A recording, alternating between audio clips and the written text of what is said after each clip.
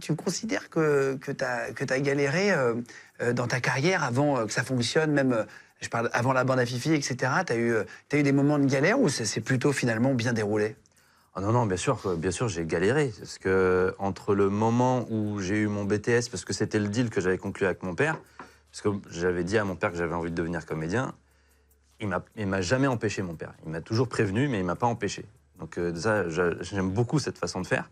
D'ailleurs, il m'a dit, on connaît personne dans le milieu, c'est un milieu très compliqué, on vient pas du tout de ce milieu-là. Ouais, est-ce que tu es sûr, quoi? Ouais. Donc il m'a dit, il vaut mieux avoir un diplôme. Donc j'ai fait un BTS, parce que c'était 2 ans, c'est assez rapide après le bac. Comme ça, je me lance. Si ça marche pas au bout de quelques années, je retombe sur mes pieds, j'utilise mon diplôme, je vais chercher du boulot, voilà quoi. Et donc après ce diplôme-là, j'ai beaucoup galéré. J'ai essayé d'avoir des stages dans des boîtes de production, j'ai essayé de trouver un agent, j'ai essayé de faire de la figure, etc. C'était que des noms. Même pour de la figure, on me prenait pas. Je te jure, c'est vrai. Pour de la figure, on me prenait pas. Ça veut dire que j'avais même des amis qui étaient autour de moi, qui, eux, juste pour le fun et pour avoir un peu d'argent de poche, tu vois, faisaient de la figure.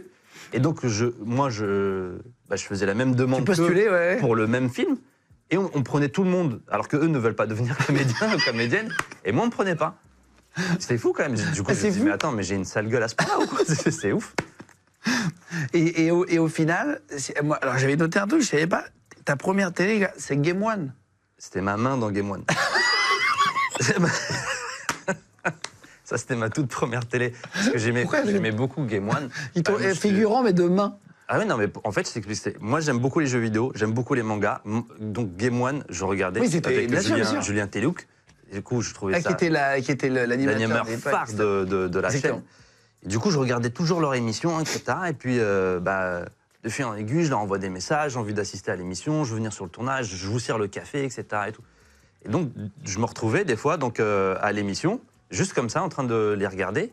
Et à un moment donné, ils devaient faire des images de magazines qui arrivent sur une table. Du coup, tu as le caméraman qui est là, tu vois, et en fait, il lui faut une main pour poser les magazines. Et il regarde autour de lui, il me voit là, tu vois. Il me dit, tiens, tu veux pas mettre les magazines sur la table? Moi, j'étais tout content, tu vois. Limite, j'étais hyper stressé de balancer des magazines, tu vois. Et je regardais si on voyait ma main. C'est hyper triste. Ouais, très triste. C'est très triste. C'était ma première apparition. Ouais. D'ailleurs, petit aparté, vous pouvez écouter aussi cette émission en podcast, pour ceux qui ne savent pas, sur Spotify, Deezer, Apple Podcast, Google Podcast.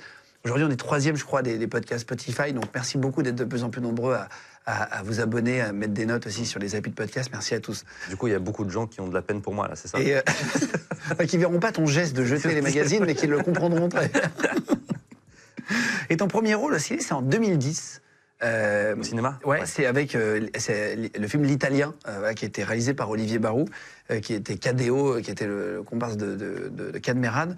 Tu joues le rôle de Karim dedans. Ça t'a fait quoi quand t'as donné enfin un rôle? Ça t'a stressé de ouf? Est-ce que t'étais un gars qui avait du stress avant d'arriver au tournage? Dès qu'on t'a dit oui, est-ce que ça t'a fait flipper? Ah ouais, non, j'étais ultra stressé. C'est la première fois que j'allais faire du cinéma. C'est fou quand même de faire du cinéma. Surtout que... T'as encore cette lucidité de te dire que c'est fou de faire du cinéma? Même aujourd'hui, c'est fou. C'est-à-dire qu'on se retrouve sur un plateau. Je me rappelle quand on était en train de tourner la fin de 3 jours max au Mexique.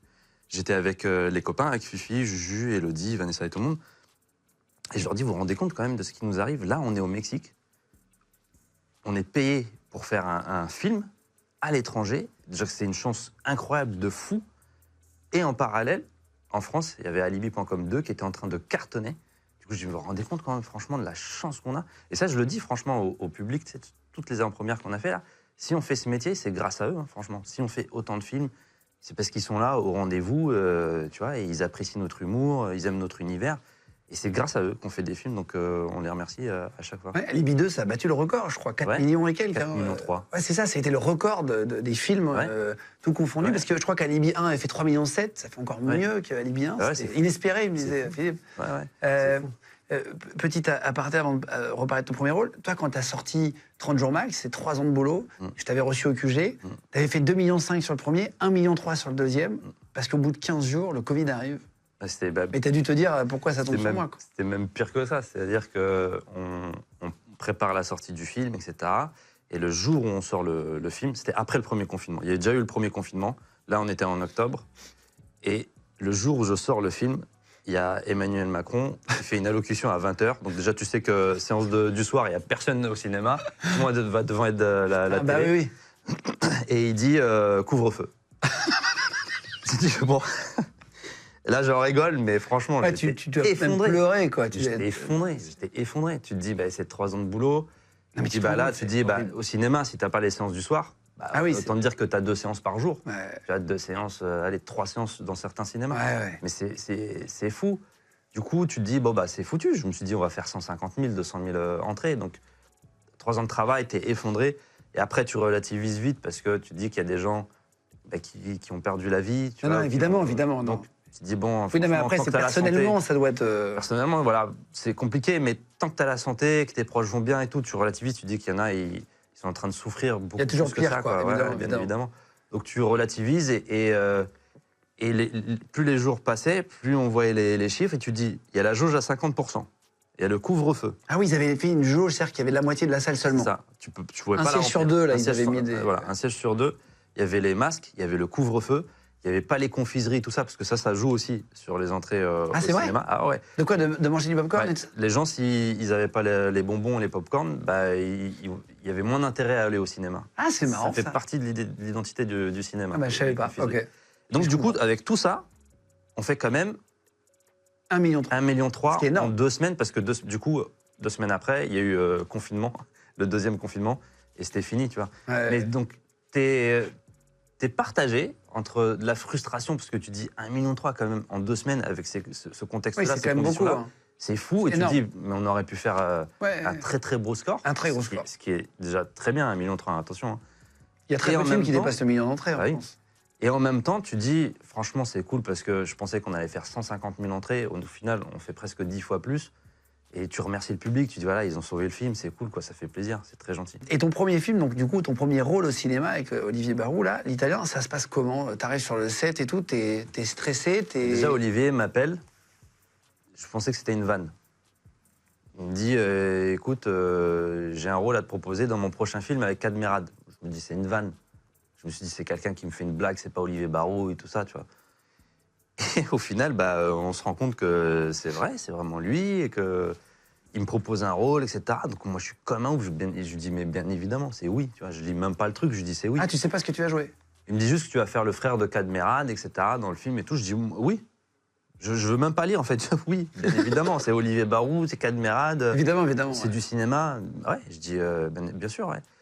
Et en plus, en même temps, ce qui est fou, c'est que je tournais ce film-là et L'Arnaqueur de Pascal Chaumeil, paix à son âme. Et franchement, c'était fou. Parce que tu te dis, bah, 2 petits rôles dans Oui, 2 films, mais en même temps. Ouais, c'est ça, c'est ça. Et c'était dingue. D'ailleurs, dans L'Arnaqueur, il y avait aussi Philippe et Julien. Exactement, exactement. Ouais, on avait exactement. des- Oui, il est au des bord de la petits piscine au début, là, Ouais. je vois très bien. Ouais. Et Julien, il est Avec en Romain ombre Duris. chinoise. Et il y a Julien aussi, ouais. En ombre chinoise. Et Vous donc, avez du tous coup- eu des tout petits rôles au début. Ouais, tout petit Mais rôle. c'est bien, c'est-à-dire que vous avez gravi. Ouais, non, franchement, nous, on était hyper contents, hyper fiers.